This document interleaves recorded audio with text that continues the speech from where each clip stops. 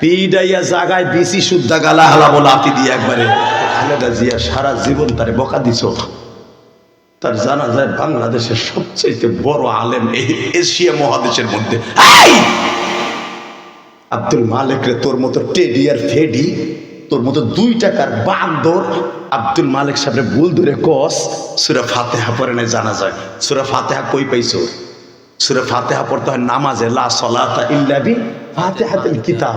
এই তুই নিজে কইতেছস সলাতে জানাজা, অর্থাৎ জানাজা শব্দের অর্থ হলো দোয়া। আর নামাজ, এটা নামাজ কেন লাগাইছে? নামাজের মতো হাত বাঁধতে হয়, এটা নামাজ একটু টেক লাগাইছে।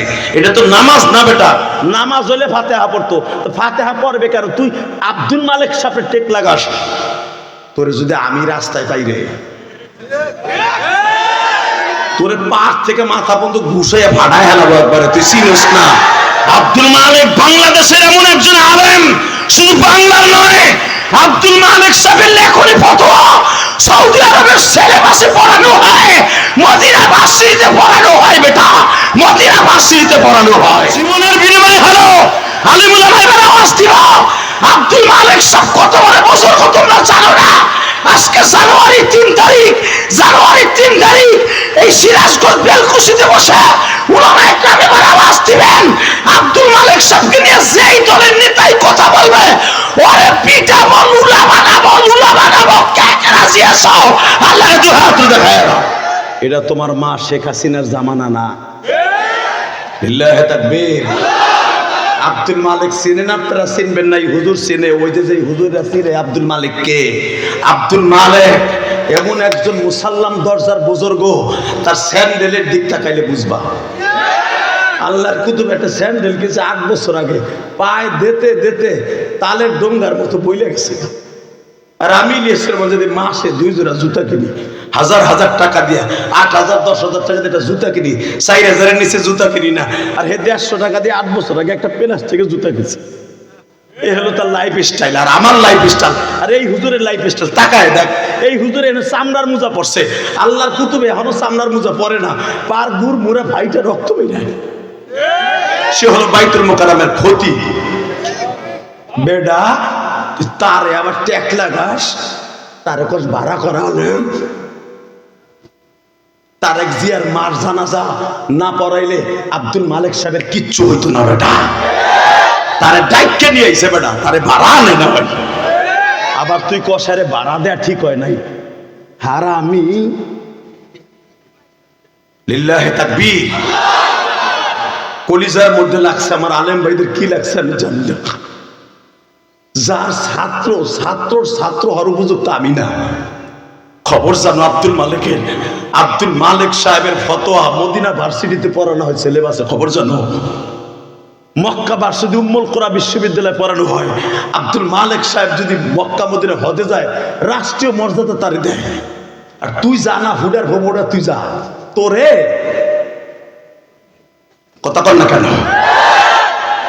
কলিজায় লাগছে আমাদের কওমি আলারা, কলিজায় লাগছে, মনে রাখো। এইগুলার বিরুদ্ধে মুখ খুইল, তা নাহলে 2 দিন পরে তোমার শুদ্ধ পিটাইব, রাস্তায় ফেলাই দেবে।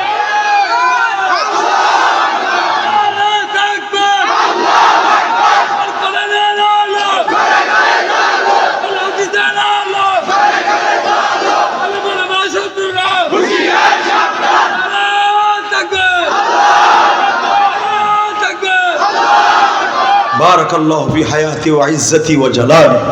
আমিন। তাকাই দেখে যুবক, জীবন একদিন থাকবে না, তুইও থাকবি না, আমিও থাকবো না। এই কোরআন কিয়ামতের 40 বছর 40 দিন আগ পর্যন্ত থাকবে। 40 দিন আগ পর্যন্ত আমার এই মাবুদের কোরআনের এই কালো অক্ষরের আয়াতগুলো থাকবে। 40 দিন আগে আমার মওলা তার কোরআন আসমান উঠাই নিয়ে যাবে। অতএব তুই থাকবি না, আমি থাকবো না।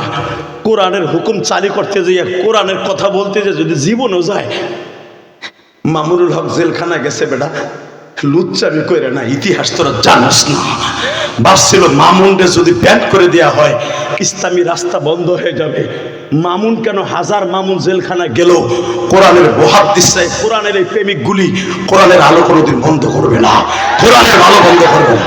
কোরআন প্রেমিক এই সিরাজগঞ্জের বেলকুচির পাগলেরা কোরআনের আলো কোনোদিন বন্ধ করবে না। মামুন জেলখানায় ছিল, ওয়াজ চলে নাই? মামুনের পক্ষে জোরালো বক্তব্য দেই নাই? কত হামলার শিকার হয়েছি জানো মামুনের পক্ষে কথা বলার কারণে, তারপরে তো জবান বন্ধ রাখতে পারে নাই। কারণ এটা আমার শক্তি না, এটা কার শক্তি? যদি বলেন কার কার? রেডি রেডি, লিল্লাহি তাকবীর। দিন ইসলাম আল কোরআনের আলো, সংসদে জল, আমার নেতা তোমার নেতা বিশ্ব নবী মুস্তাফা, লিল্লাহি তাকবীর। আলিম উলামা যেখানে, পীর মাশায়েখ যেখানে, আব্দুল মালিক সাহেব যেখানে, বাইতুল মুকাররমের খতিব যেখানে, আলিম উলামার শত্রুরা নারায়ে তাকবীর। ঠিক আছে, তাকবীর মুখস্থ করাইলাম। এই যে স্টেজে উইঠাই দাম করে ওয়াজ শিখি না, এ তালবে আলিমগির আলেমগুলি অনেকে কন্যা পরামর্শ চান, হুজুর আমি একটু ওয়াজ করতে চাই, কি করব? হাজার হাজার ডেইলি পরামর্শ, হুজুর একটু ওয়াজ করতে চাই, মাসে উঠতে চাই, কেমনি উঠবো, উঠবা কেমনে হিগাই দিয়ে যাই। প্রথমের মুয়াজে বইয়া সাহস বাড়াবা, মাইক মুট বাইঙ্গে লাবা তাকবীর দিয়া। কারণ এই তাকবীরটা এমন একটা শব্দ, এটা দিতে দিতে তোমার বুকের পরে সাহস হয়ে পড়বে। এরপরে মোতাআলা করতে করতে দেখবা একদিন হাজার মানুষের মাঝে তাকবীর দিতে পারবা, কোরআনের কথা বলতে পারবা। কিন্তু একসাথে দুইটা হজ হইব, একটা হলো মার দিকে তাকানো সোয়া হজ, আর একটা হলো ডাইরেক্ট কাবা হজ। এবার আমার দিক তাকাবি, আল্লাহর কুতুব, ওই জামানার সবচাইতে বড় কুতুব, মিশরের মধ্যে সবচাইতে বড় কুতুব, যেরকম মারহাবা। তার স্বপ্নে দেখানো হয়েছে আব্দুল্লাহ আন্দলুসি, এখান থেকে প্রায় 65 কিলোমিটার থেকে 70 কিলোমিটার দূরে একজন কাঠুরিয়া লোক মারা গেছে, তার জানাজাটা তুমি কালকা পড়াবা। আমার কথা মনে হয় বোঝেন নাই? সুবহানাল্লাহ জোরে কইলে কি আপনারে বাঘে ধরতো না পুলিশ আপনারে বাটাম দিত? আমি আবার বলছি, এই আব্দুল্লাহ আন্দলুসি, আগামীকালকে এখান থেকে 70 কিলোমিটার দূরে দ্রুত ঘোড়া চালাইয়া একজন কাঠুরিয়ার জানাজায় তুমি হাজির হবা। কাঠুরিয়া বুঝেন? কাঠ কাইটা, মানুষের বাড়ি কাঠ কাইটা যে বেতন পাইতো আগে দেখতাম, এখন তো মহিলারা গ্যাসের চুলায় পাক করে, কথা কর না কেন? আর ওইয়া খাইয়া খাইয়া পেট হয়ে গেছে গ্যাস সিলিন্ডার। সকালবেলা বাথরুমে বইলে 3 বারের মানুষের ঘুম নষ্ট হয়, যে বইছে দলামে আরে মারতাছে কি রাসায়নিক বোমা, কারণ খাইছো গ্যাস সিলিন্ডার, কথা কর না কেন? আর আমার মা দুঃখিনীর আগে সলা দিয়া, জাল দিয়া, খড়ি দিয়া, নাড়া দিয়া, বেড়া দিয়া পাক করতো, ওইটা ছিল ফরমালিন ছাড়া খাবার। মাদ্রাসার বোর্ডিং এ আগে ছিল সলার পাক, খড়ির পাক, ওইটা খাইছি, তাড়াতাড়ি হাফেজ হইছি। বৃষ্টি নামছে, ভাত হয় নাই, 24 ঘন্টা না খাইয়া থাইকা টিফিন করে বাটি বোর্ডিং করে থুইয়াইছি, খাওন দেয় নাই, বিকেল বেলা খাওন দিছে, ওই খাওন খাইয়া হাফেজ হইছে। আজকে তিলাওয়াত করলে মানুষ পাগল হয়ে আল্লাহু আকবার বলে। আর এখন টেডি হাফেজ আছে, ওই যে গ্যাস সিলিন্ডার খাইছে, যে কথা কর না কেন? তাকাও এদিকে, কষ্ট হইতেছে? আমার দিক তাকাবা। কাঠুরিয়া বলা হইতো, গ্রামে গ্রামে কাঠ কাটতো, কাঠ কাইটা সাইজ করে দিয়া যেই বেতন পাইতো বৈকাল বেলা ওইটা দিয়া বাজার করে আনতো। আগে আপনাকে গ্রামে আসতো না, অনেক দূরত্বে চলা ভাইরা দিত না ভাই, পয়সা দিতেন না আপনারা, মন হিসাবে আপনারা পয়সা দিতেন না। আমিও দেখছি আমার আব্বার চলা ভাইরা দিছে, মার আমি আবার মায়ের ওই চলাগুলোর রোদ্রে দিয়ে শুকাই, আবার আমাকে ওই যে দোসালা খান গড়া ছিল, চাং ভরে ভরে রেখে দিতেন চলা, সারা বছর মা পড়াইতো। আপনার মা তো এরকম ছিল, তাই না ভাই? এখন তো ওটা লাগে না।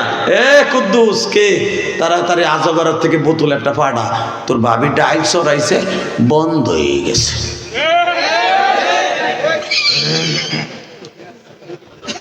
জানেন ওটা আমার বউ কয়, বোতল ফাটান তাড়াতাড়ি। কে? ডাল চুলে বোতল আইতে লাগে 3 মিনিট, লাগাইতে লাগে 30 সেকেন্ড, 3.5 মিনিটে আবার ডাল জ্বলতেছে। কথা কন না কেন? আর আগে সোলার জাল জ্বালাইতে লাগতো আধা ঘন্টা। এই শীতকালে ঘুমায় থাকতো চলা, এইটারে চালু করতে অনেক কষ্ট হইতো আমার মা। কথা কন? খড়ি দিয়া, এই বেড়া দিয়া, তারপরে শুকনা এই খ্যাট দিয়া, তারপরে জানলা লাগাতো। ওইটার ভিতরে আমার মাওলার বরকত ছিল। ওইটা খাইয়া খাইয়া নামাজ পড়তাম, ওইটা খেয়ে খেয়ে মাদ্রাসায় পড়তাম। বরকতে ছিল আলাদা। গ্যাস্ট্রিকের বড়ি কারে কয় জীবনে আমার চাচারা চিনত না। আর এখন গ্যাস্ট্রিকের বড়ি ছাড়া মসজিদই ঢুকতে পারে না বেটা। মসজিদে ঢুকলে বেড়াত বেড়াত, কেন খাই গ্যাস বাইরাবে কি সোনা? ঠিক আছে, তো ভালোই বোঝো। লিল্লাহে তাকবীর। এই মাঝে মাঝে লিল্লাহে তাকবীর কমো তো ডায়াবেটিস খেদানের লাগে। আল্লাহু আকবার জোরে কবি। জীবনে তোর কোনোদিন ডায়াবেটিস হবে না বেটা, হার্টের রোগ হবে না। আমার আল্লাহর জান্নাত তোর জন্য রেডি থাকবে। আল্লাহু আকবার শব্দের অর্থ হলো আল্লাহ মহান, আল্লাহ বড়। তুই আল্লাহরে বড় করবি, আল্লাহ তোরে ছোট রাখবে, এটা কোনোদিন আল্লাহ করবে না। তুই যদি দুনিয়ার একটা পাত্তি নেতা, বোতল খোর নেতা, 24 ঘন্টা বোতল খায়, আলোয় থাকে, এই বোতলের যদি প্রশংসা করস, 5 লাখ টাকা যদি তোর খুশি হয়ে দিতে পারে, আমার মালিককে আল্লাহু আকবার দিয়ে খুশি করবি। মালিক তোর বডি ভালো রাখবে, তোর ফ্যামিলি ভালো রাখবে, তোর ব্যবসা ভালো রাখবে, তোর জীবন ভালো রাখবে, যৌবন ভালো রাখবে, সব ভালো রাখবে। ওই মালিককে বড় করবি, বলো তো আল্লাহু আকবার। মালিককে বড় করবি, মালিক তোর ছোট করবে না, কোনোদিন বিশ্বাস করবি না। লিল্লাহে তাকবীর। রেডি? এই আব্দুল্লাহ আন্দলুসি, কে আপনি? আমি হলাম রাসূলের একজন আশিক। তুমি আমাকে চিনবে না। এখান থেকে 70 কিলোমিটার দূরে একজন কাঠুরিয়ার জানাজাটা তুমি কালকা পড়াবা অথবা শরীর থাকবা।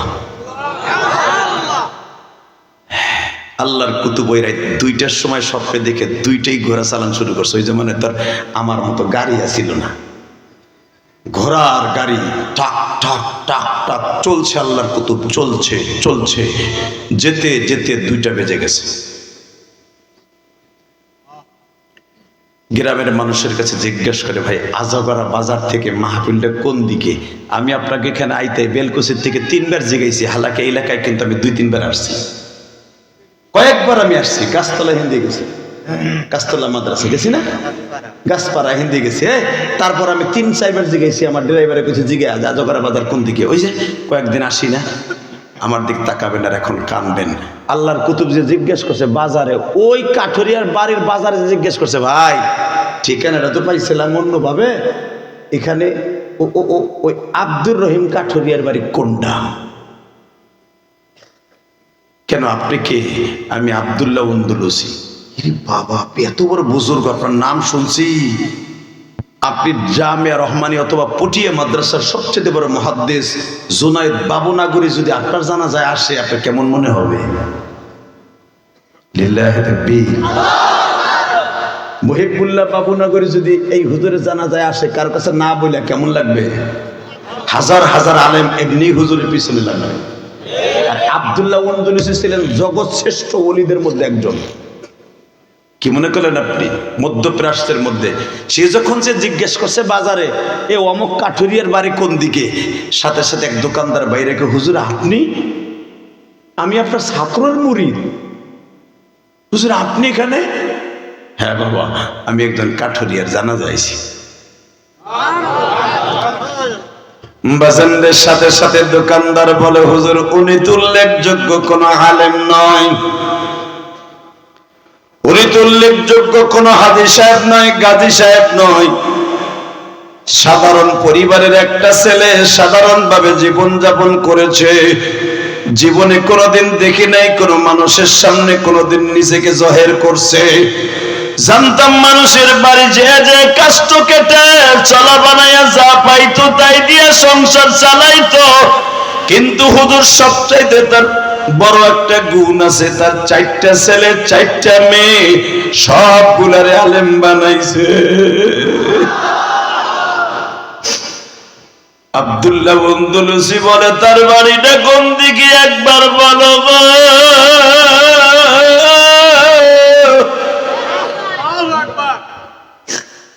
হুজুর আপনি আমাদের সাথে আসেন। আল্লাহর কুতুব ধরেন বেলকুচি বাজার থেকে আজগরা বাজার পর্যন্ত আসতে আসতে ওই জামানায় শত শত আলেম হুজুরের পিছনে লেগে গেছে বাবা। লাশ তালাশ করে বের করতে করতে হাজারের উপরে হুজুরের মুরিদ হয়ে গেছে।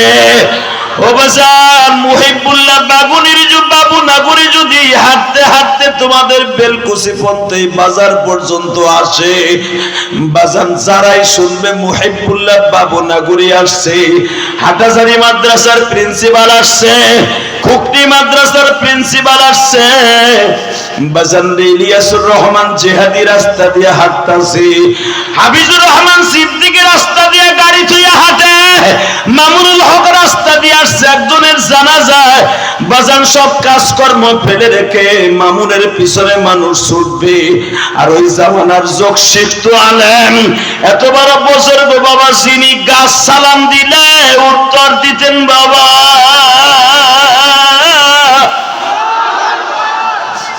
যারে উঠে সালাম দিত সে তো আর আমার মতো ইলিয়াসুর রহমান জিহাদি না। ওই জামানায় তার হাজার হাজার ছাত্র ছিল বাবা মুহাদ্দিস। কারণ হক্কানি আলেমের মুরিদ কোনোদিন বন্ড হয় না। কথা কন না কেন? আহমদ শফি সাহেবের মুরিদ কোনোদিনও বন্ড হবে না, হবে না, হবে না, হবে না। সরমরে আল্লাহর কুতুবের খাঁটি মুরিদ কোনোদিন বন্ড হবে না বেটা। শশিন আল্লাহর কুতুবের মুরিদ কোনোদিন বন্ড হবে না। ও লোক কোনোদিন মহিলা লইয়া রাত্রে কুকুম কুকুম করবে না। আর যেগুলো বন্ড ও বাপের জিকির করবে, আল্লাহর জিকির বাদ দিয়া। কথা কর না কেন? জোরে করে, আরো জোরে।